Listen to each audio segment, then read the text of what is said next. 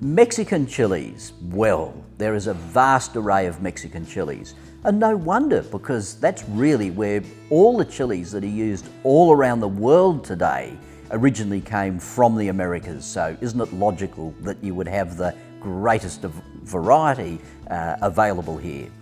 Now, the ones that people are finding really useful are these chilies that really look quite a bit different. You know, they're black, and you look at a large black chili like an ancho or a pasilla or a mulatto, and you look at that and you think, wow, you know, that must be a deadly chili.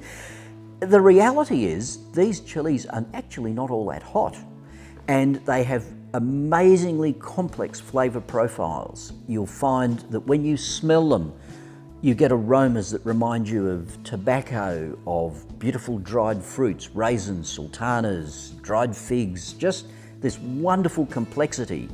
And one of the ways that we find is so good to use these chilies is they're the best ones that combine with chocolate, for instance, if you're doing something like a mole poblano.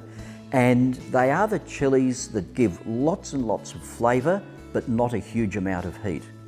You can use them whole. You can just, if you're making a soup, you can put them straight in, and then while it's cooking, it will soften, the flavour will cook through.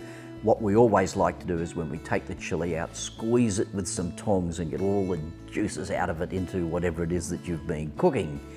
If you're not going to be cooking the dish for very long, a good idea is to put the chili into a cup, fill it with boiling water, and then it will rehydrate and soften and be easy to chop up and mix through whatever it is that you're cooking. Don't throw the water away. Put it in an ice cube tray or into a little container that you freeze in the freezer. And then next time you're making a stock or anything like that, use that slightly chili flavoured water. It won't be too hot, having come from those dark varieties of chilies. One of my favourite Mexican chilies is the chipotle. Now, the chipotle is a smoked jalapeno, and this does give a beautiful smoky flavour to food, and we often refer to it as a meat for vegetarians.